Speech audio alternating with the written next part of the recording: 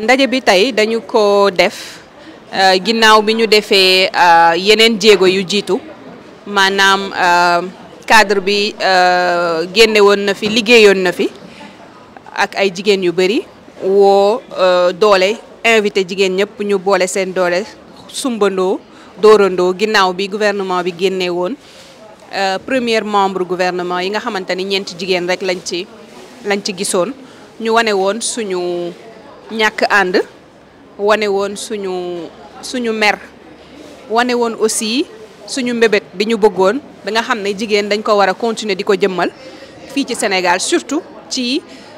instances yi nga xamante ne dañ leen di woowee des instances de prise de décision fi ñuy sumbee di fa dóoree. bi loolu weesoo tamit ginnaaw bi gouvernement bu bees bi jëloon décision daal di organiser fële ca Diamniadio réforme de la justice cadre bi aussi defoon na liggéey bu am solo daal di defoon ay proposition si yi nga xamante ne moom mooy loi yi nga xam ne moom mooy organiser moom mooy doxal suñu société lu ci ëpp nag nekkoon ci wàllum autorité parentale partagée beneen bi ci topp nekkoon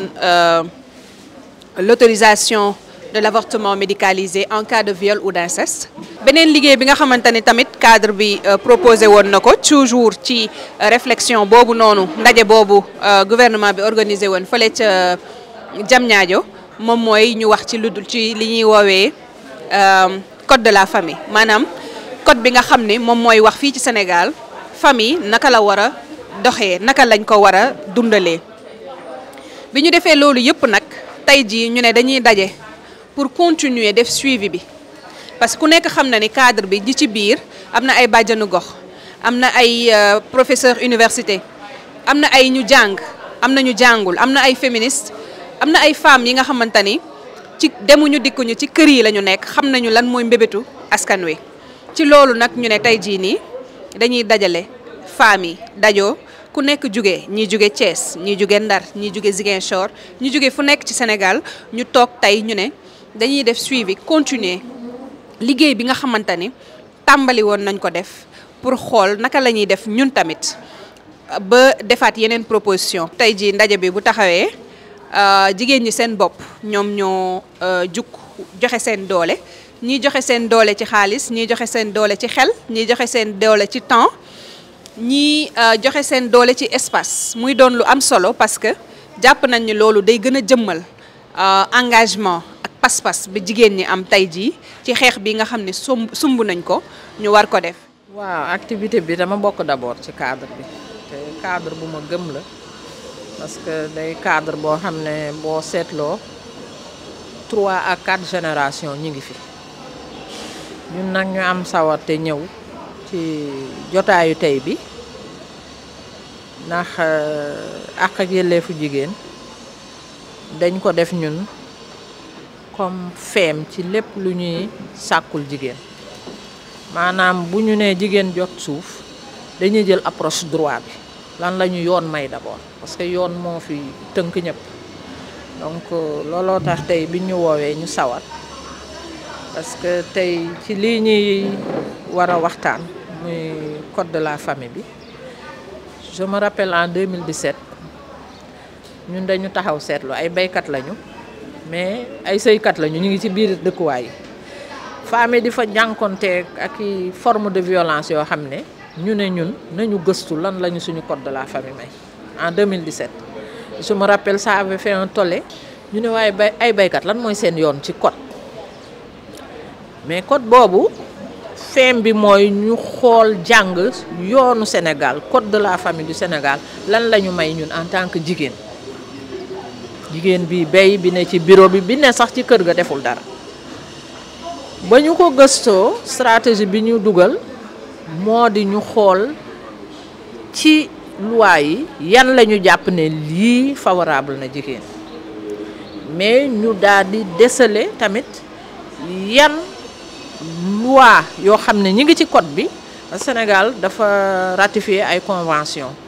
ak i traité yu bari yoo xam ne ñun dañu am benn campagne continentale dañuy dajeek suñu naataangoo yi yomb na nga signer wala ratifier benn convention mais boo ñëwee boo ñibbisee Sénégal da nga koo war a harmoniser ak yow li nga yor bu ma jëlee par exemple âge de mariage ñun noona ci ñi njëkk a xaatim nangu ne protocole Maputo danañu ko jëfandikoo donc bi ñu ñibbisee dañ ko waroon méngale au lieu muy nekk 14 ans mu nekk 18 ans donc yooyu bañ ko gëstoo dañu ko daal di teg ci table bi te li sababoon gëstu boobu li réel en ville valable en zone rurale buñ fa takkee sëy jigéen bi bëgg a wut certificat mariage c'est une pestiférée dañ koy joxoñ naan léegi da affaire tubaab la fi indi alors que dafay sécuriser la femme boo jëlee fukki ménage juróom-ñett ñi am certificat mariage loolu c'est une source de vulnérabilité pour ñun looloo ñu dugaloon avec l'appui d'un partenaire réseau bu ñu bokk ñu daal di am un financement càmbar le code de la famille. 4 générations ñoo fi ne tasante naa fekk ñoo xam ne mët naa leen yaay tasante naa fekk samay aîné samay grande sœur tasante naa fekk samay tata donc génération yi il faut ñu xàccandoo dóorandoo mais génération bu ne ak li mu tombeel compréhension mutuelle bi war a am ci xeex bi am naa yaakaar loolu ne cadre bi dinañ ko waxtaane am une compréhension mutuelle am une solidarité interne. di kontaan bu baax ci liñ fi indi tey